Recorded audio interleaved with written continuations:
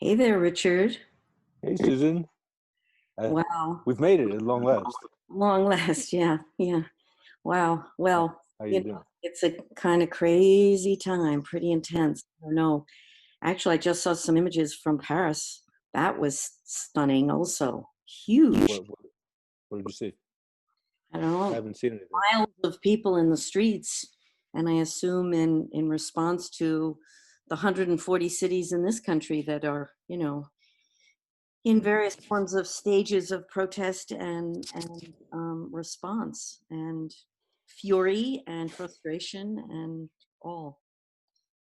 So my obviously, how could I not ask you the first obvious, most obvious question is like, what's it like to be an American in Paris? And if you haven't seen the pictures, you still have been living the life. So I guess I kind of thought I had to start there with how did What's that, it like to be? because my memory is kind of thin exactly when it happened. We've been around with each other for a long time, but I thought it was really a great question because I don't know if you consider yourself an expat. I don't know exactly how, when you launched yourself to Paris, if it was for an experience or if it was going to be your lifetime as it has become. So No, I went to remind Paris for. others about that. That's my first dead on question for you. Okay, well, I went to Paris for because I got a job as an actor of all things, which was unusual since I wasn't an actor. But I had met a French theater director because I had had a show in a little gallery in New York that was reviewed in the Village Voice, and he happened to see the review, and he there was one of my pictures, and he was staying with a friend of his who a French friend, and he said that's the kind of picture I need for the article I'm writing for the Nouvelle Observateur. And the friend looked at it. And in fact, it was someone that I knew, and he said, "Oh well, Richard Kalvar. Here's his number. When you get to New York, give him a ring." So he called me, and we became friendly, and he went back to France, and he offered me a part in a play, and that was a 3.5 month gig with the rehearsals, the play, the Marseille, Paris, and so on. And then afterwards, I was 25 at the time, or 26, and I had no ties that I couldn't leave, and I was open to adventure, and I thought, well, why don't I stick around for a while, see what happens, and here I am. Hmm.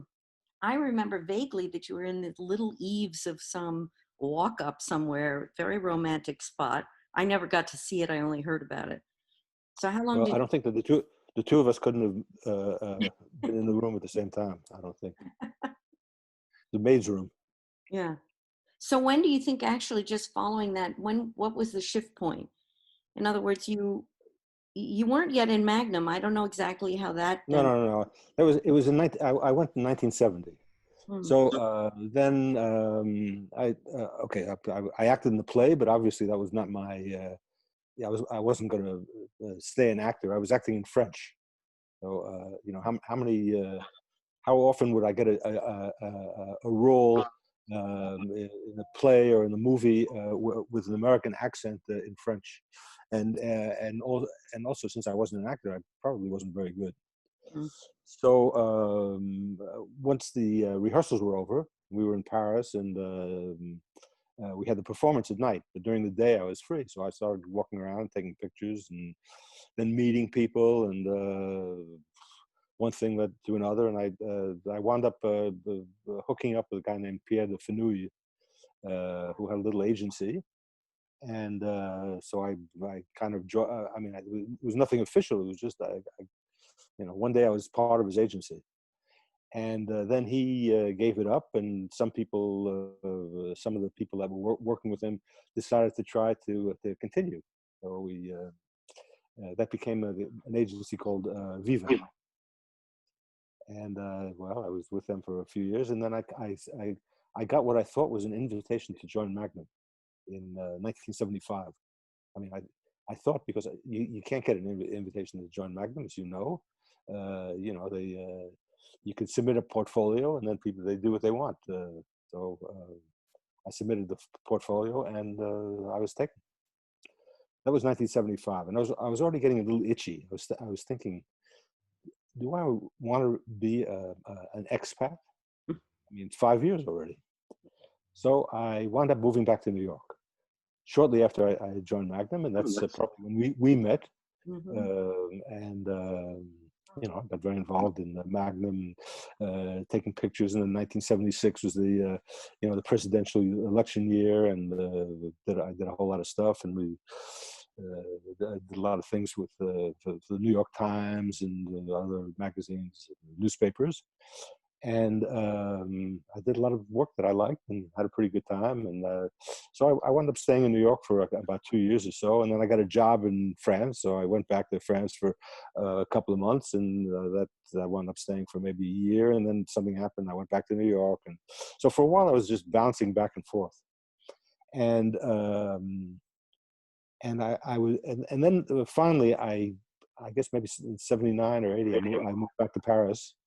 And then I was just in Paris. I mean, I would come to New York to visit every once in a while, but I was telling people, well, I live between New York and Paris. And then one day I woke up and I said, well, that's not true. I live in Paris. Yeah, sure, I'd love to have two lives and so on, but you can't do that.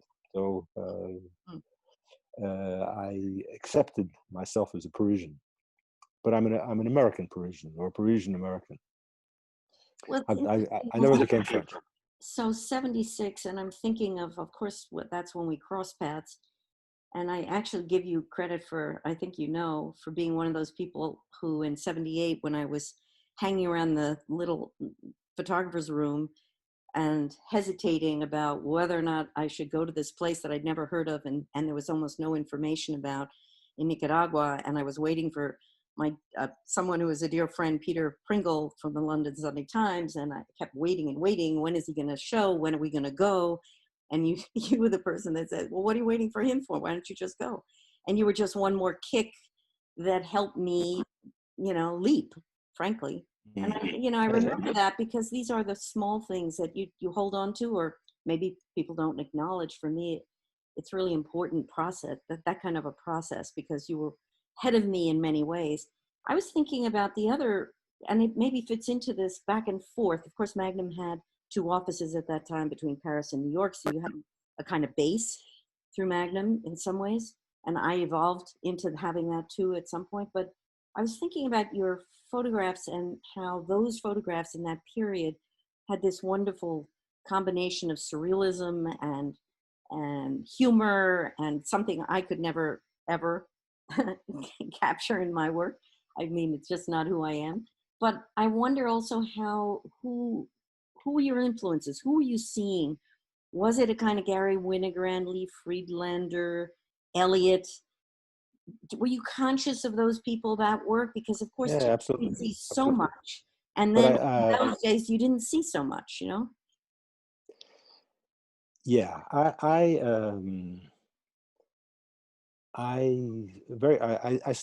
began in photography. I was never interested in photography, and I happened to get a job with a fashion photographer, French fashion photographer in New York. This is in 1965, and I was looking for a job. I just taken a leave of absence from university, and okay, so I was thrown in the bath. I didn't know anything about it. I didn't particularly like it. Photography. I mean, I was interested in this new experience, but and I tried my hand at if you were, I was an assistant. Assistants could hook up with young models and photograph them, and they would get free pictures, and you would get free modeling, and everyone got a little experience. And so I tried that, and I just couldn't figure it out. I mean, I couldn't figure out what's good and what's not good. Why is it, if she turns left or if she turns right, what's what looks better? Why one? Why not the other? And I also didn't like I was a young guy. I was like 21 or something, and I didn't like that whole world of fashion photography. But I borrowed my boss's cameras. He encouraged me to do it, and I went down the streets and started taking some pictures. And it's about that time that I discovered Cartier-Bresson Ketej, and Robert Frank. And that was a wake up call for me. That I suddenly, because I had seen, I had looked at pictures before a little bit when I was growing up, not very much. I never felt drawn to it, but I would see pictures in Life or Look or different magazines, and I'd read the caption, telling you what was in the picture and what you're supposed to see, and I felt like I was being getting propaganda about I don't know, America, or there's some deep voiced person telling you, well, here in the factory they're producing up, and that didn't interest me at all. That repelled me. And suddenly I saw these pictures by Cartier-Bresson, particularly the early pictures from the 30s and so on, and but later ones too, and Frank, and wow, it was a breath of fresh air, because I saw that, in fact, you could do anything you wanted. You could do, they were just kind of walking around and seeing things, and curious, and imposing their personality on reality. I mean, it was still reality, but it was also filtered through them, and that's what kicked me off. And so when I started really taking pictures, which was, I guess, after a year, I left, and I went. This is not when I moved to Europe, but this is a trip before. So I spent about 10 months in traveling around Europe, hitchhiking and so on. And I went with a camera that my boss had kindly given me, an old beat up Pentax, and a couple of lenses. And I started taking pictures, and very quickly, even though I wasn't even seeing the pictures, I had my film, and I would send it back to my father in New York, and I didn't see it for 10 months. Very quickly, I knew what I was doing. I knew what I was looking for. And when I did see my contact sheets, I really understood. I saw that without doing it intentionally, just photographing things that caught my eye or that interested me in one way or another. It was me coming out. It wasn't me saying, I want to be like Robert Frank, or I want to be like Cartier-Bresson. It was me saying, I want to be like Richard Kalvar. And it turns out that I was. So it all came naturally. Okay. So Cartier-Bresson and Frank were really that's how I got started. But then, it was a stimulating period. Diane Arbus, Friedlander, Winogrand I always liked a little less, but and then Elliot. People who were doing not necessarily what I was doing, but doing something that came out of them, and so I was doing something that came out of me. And if there was humor or certain irony, it's something that predated my photography. I used to do the same thing with words when I was in high school with my friends and so on. And then suddenly I was trying this new medium, not doing it on purpose. And then I looked at the contact sheets, and all the, I put little marks on a picture, and then a little longer one, and a little longer one, grease pencil. And the ones that I wound up boxing off, because I don't know, they looked better, they all had something in common. So from the beginning, I kind of knew what I was doing. Yeah, it's interesting because there are two aspects to that. One is finding your path and feeling reassured in your footing. But the other part of that story is that you see your eyes seeing the way in which you see, which is kind of a nice, very nice idea. Thinking of people who, are trying to figure out what's a good photograph, and where does it come from? What's it a reflection of? To what extent are you present in the reality, or your understanding or insight in the way in which you frame that reality? And we all have, Well, there's a wide range now in Magnum, and that's, what I appreciate the most is that spectrum that I used to always think was just a Kappa Cartier-Bresson spectrum, and actually I think there's much more dimensionality now. But how many people are having that kind of fundamental experience, discovering that through that camera in their hands, they find themselves as they see themselves in the world? I think maybe not that many, and I think I was very lucky. to just fall into it. I think I you fall were into lucky at into a myself. time when there were less eyes finding the world as interesting a place as it is, and therefore, you also had opportunities that people today have much less of. In some ways, they have Instagram and following, but I don't think that the economic engine that you also were able to participate in through Magnum exists now. I mean, that's sort of my next question to you, because I look back and we've shared roughly 4 decades in and around each other in some fashion or not, sometimes more in the same spaces and less, as you say. But 4 decades, a lot's happened from 1976 when we meet to what Magnum contends with today, the environment that surrounds us, what kind of a community are we? I'm just curious about your reflections on all that. How do you see those decades, both in terms of the world that surrounds Magnum and has grown and shifted that landscape, and how it has offered you more or less, and to what extent you also think of the internal community. So those two dimensions. Well, first, before I answer that, I would like to say that I was lucky also when I began photography that there was a certain amount of money around. That's what. Yeah, no, but it wasn't because of Magnum. This is before I joined Magnum. Oh, There's, I'm sorry. Yeah. it was Well, there was. late, middle 60s, late 60s. Excuse me.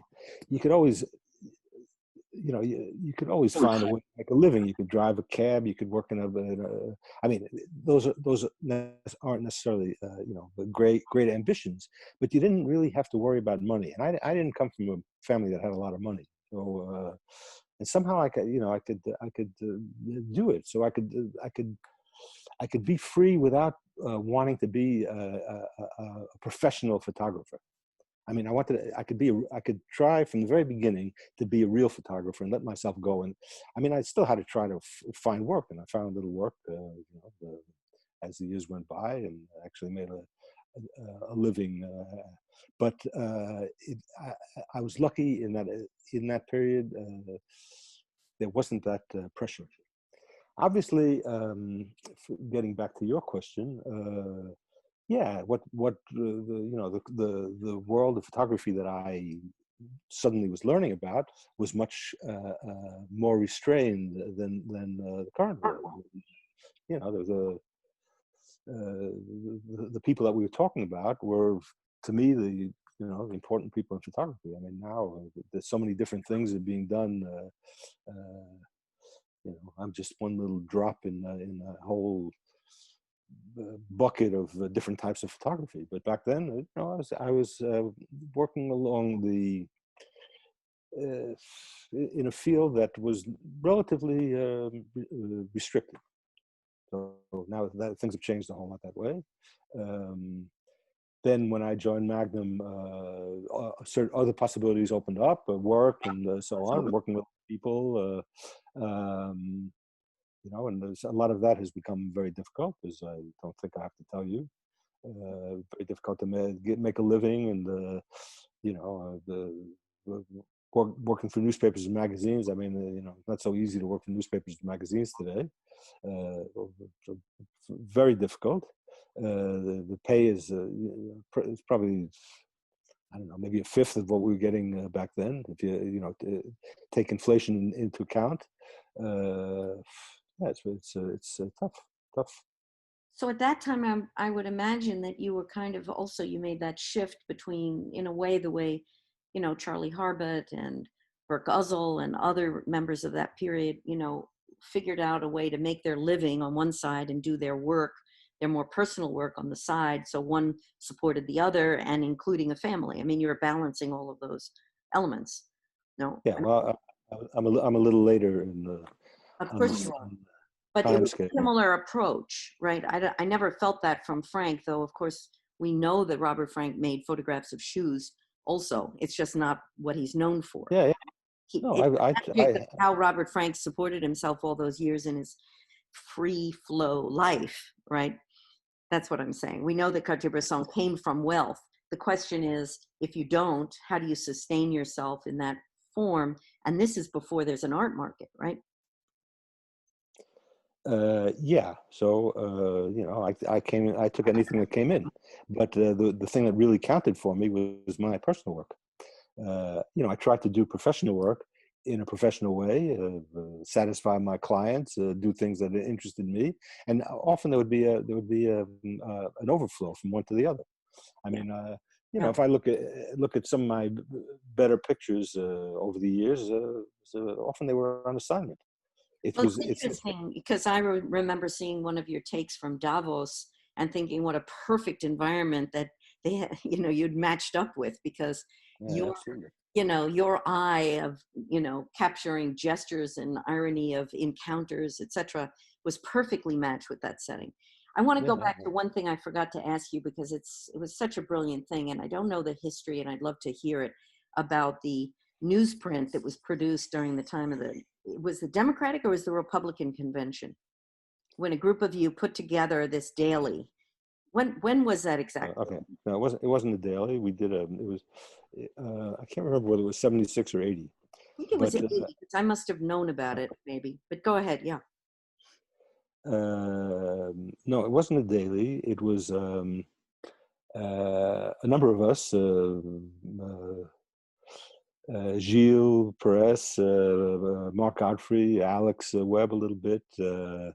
Um, we're working a lot on covering the primaries, and it's pretty intense, very, very interesting.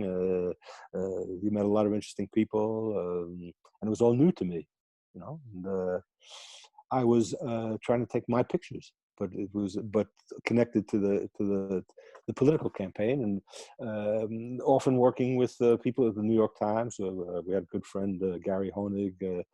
There's another guy, Steve Heller, who's the art director of the book review, um, and I don't know. At some point, I don't know how I can't remember how it came up, but we decided to try to put together some of these pictures in a newspaper, not a daily, a Right. Yeah. newspaper, which was, I don't know, maybe 15 pages, 16 pages or something like that, with pictures that we thought were interesting from the campaign, interesting, funny a little bit, and so on. And so Steve Heller did the art direction. Um Through Gary Honig, we got work. We got the chance to do certain things, and we did it. We printed it for a convention that was in New York, which was probably I don't even know whether it was the Democratic or the Republican, but we were going to sell this thing for a quarter, 25 cents. And it was printed surreptitiously in some little place in Soho, and that was when Soho was just places, just little factories and things like that. And I think we sold about 3 or 4, and we wound up basically giving them away. It was So kind it of was fun. called unconventional photography. Unconventional photography. Then Martin Parr.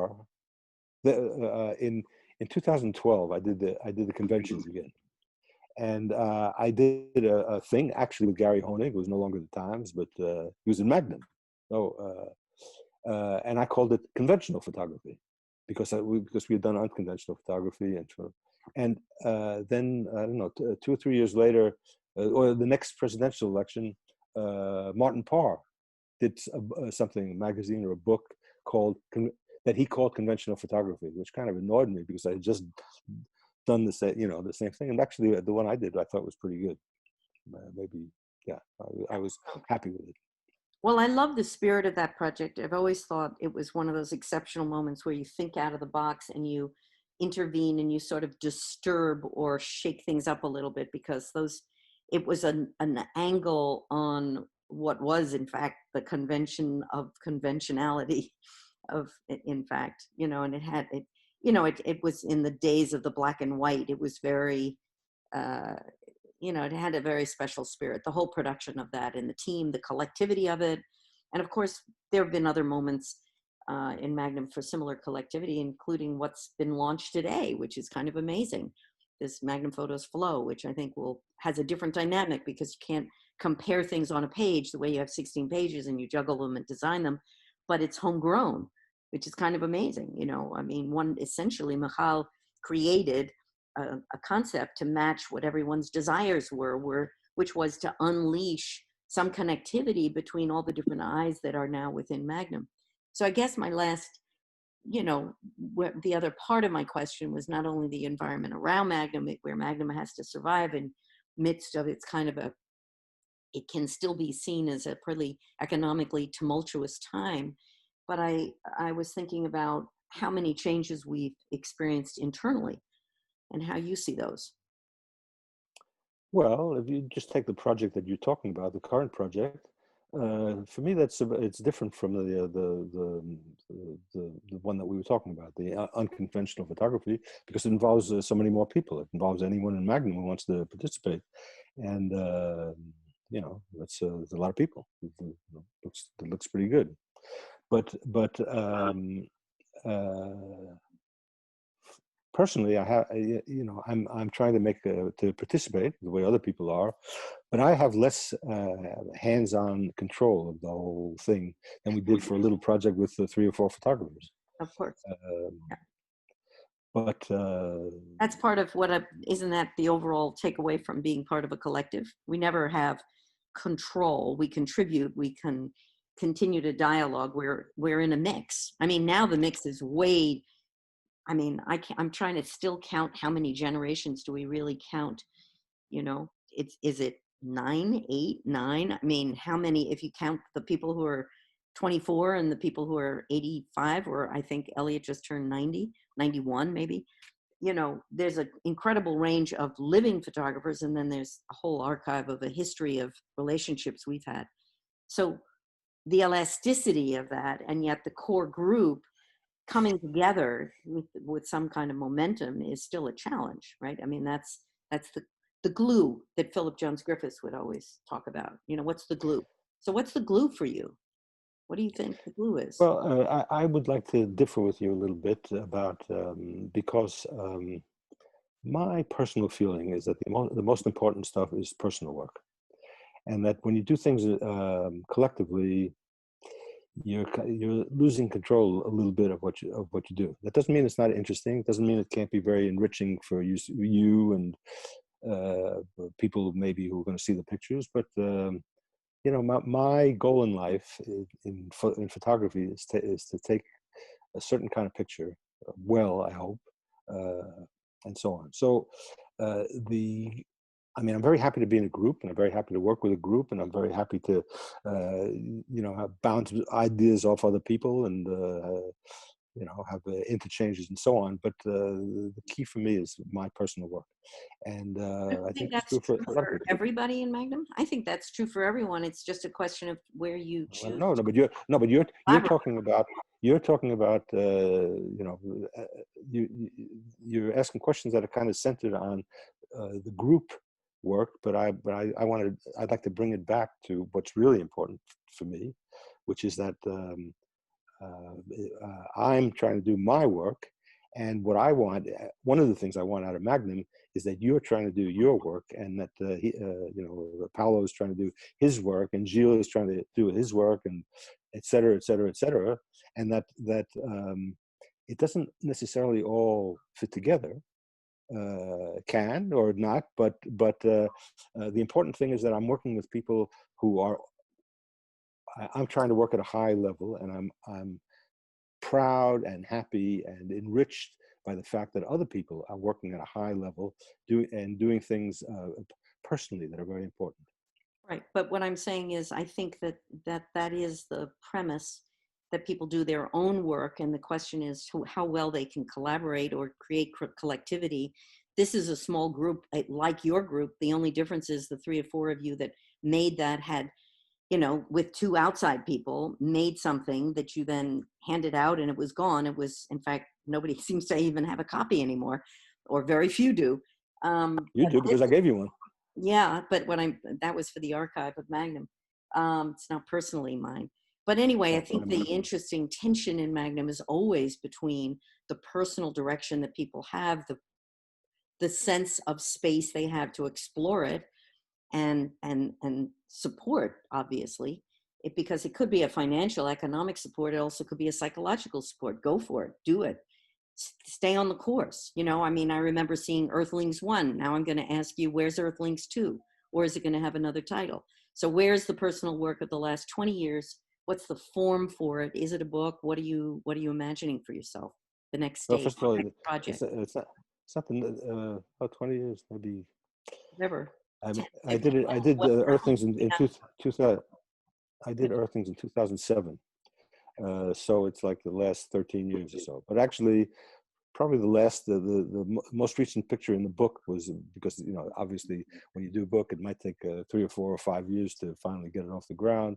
So I think the most recent picture in the book was 2004, maybe. And, Okay, so the question really is not just yeah. Okay. So, well, okay. So let me answer the question. You, I remember you once said to me that I was a photographer of the '70s, which I took offense at because I think today I'm a photographer of the '20s, the 2020s, because I'm doing personal work of things that I believe in today, just as I did in the '70s or the '60s, in fact, and the '80s and '90s, and with highs and lows and so on. So I'm continuing, and I'm also uh, working in a similar way to the way I worked 50 years ago, and that's fine with me. well, I don't that's feel I'm not in favor of change for change's sake. But in any case, I'm producing all the time, and there is another book that's kind of I'm sniffing around, and going, narrowing down my selection and so on. I was hoping to profit from the fact that I've been locked up for the last 3 months to start working on that and another project probably on Davos.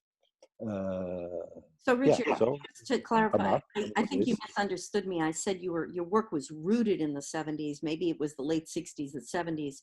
The launch of your career, it was not just your career as a photographer, but your eye, and was in response to other eyes in a spirit of a certain time. We are living in different times. Maybe your eye is consistent and will always be framed in similar ways. Other people go through stages and make shifts, and their eye evolves in different ways, and they take on different kinds of challenges. Sometimes people just try a different format to see what would happen.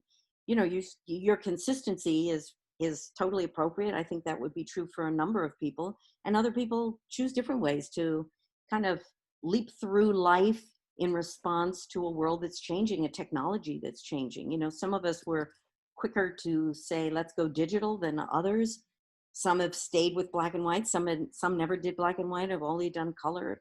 Any number of things there are the tools, and the technology is there, and we ourselves are evolving in response to the world around us. So I'm not. I think I do personally think the fact that we were born of a certain period of time and had certain opportunities and influences at that time are probably embedded in us, but that doesn't mean we can't evolve and change and be challenged. And I hope for myself, I would continue to be with new opportunities or questions or doubts, whatever. Yeah, well, So I'll be happy to see whether it's called Earthlings 2 and whether it's no, it won't be called Earthlings the 2. photographs. I'm Well, not sure what you it know, will be called, but it won't be Earthlings 2. I can guarantee you that. good. It'll be what it'll be. But anyway, I look forward to seeing whatever you bring together that you feel is you today, 2021, or whenever it evolves. I mean, I think we just have to keep finding ways to inspire ourselves, motivate ourselves, participate, contribute to a very chaotic visual environment, and figure out what we do have to say, in fact, from my view. Anyway, dear, those were my 3 questions. I think I kind of got the answer to the expat. I kind of have a feeling I have a better sense of the influences which are interesting to me, because those weren't mine particularly. And yet we were of the same time. You're a little ahead of me, maybe by 5 years. Yeah, but since you and I are different, we react to different things. I mean, the people that inspired me had something to do with me, to a way of expressing feelings that were close to mine, and you had maybe different people who you felt close to. Everyone. That's true, not Pardon? just of us. That's not true just of Yeah, us. I know, no, That's but I mean, you true. said you're saying that we didn't have the same influences, so okay. No, I'm sure that we all have a completely different mix, and certainly that's as true today, 45 years or whatever it is later. You know, where people see what they see, they don't even know necessarily who they've seen.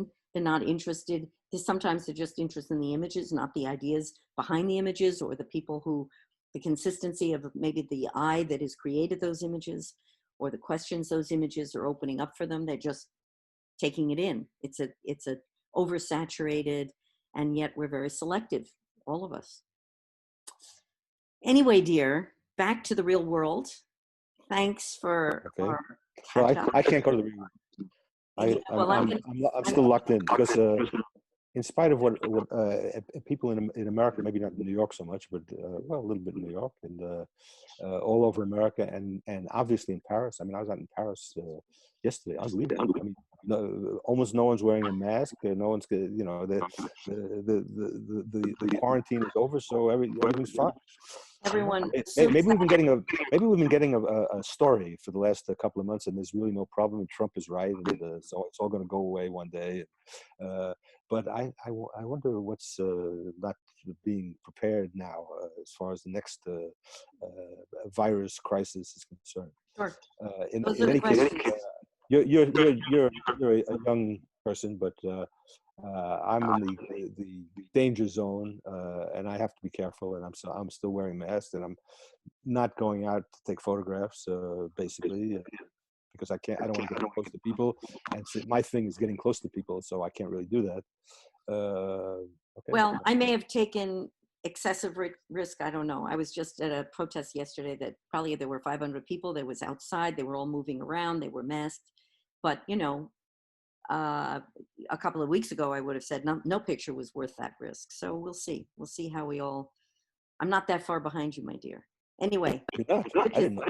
Yeah. Well, you know, time tells. Okay. Good to see you. Okay. Stay safe. Thanks for calling. Keep your eyes glued wherever they are, and let's hope the glue keeps us together. Bye. Okay. And our eyeballs don't get glued to our eyelids. Right. Falling out from too many Zoom calls. Okay. Bye. Bye. Hello. Here I am again. What a time. I propose to still keep on continuing to do the conversations, and we'll see when it's fine to post them.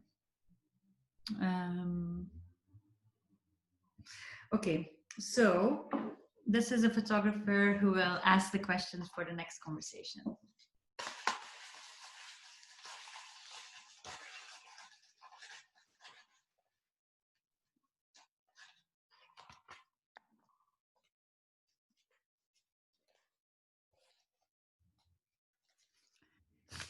Stuart Franklin. And this is a photographer who will answer them.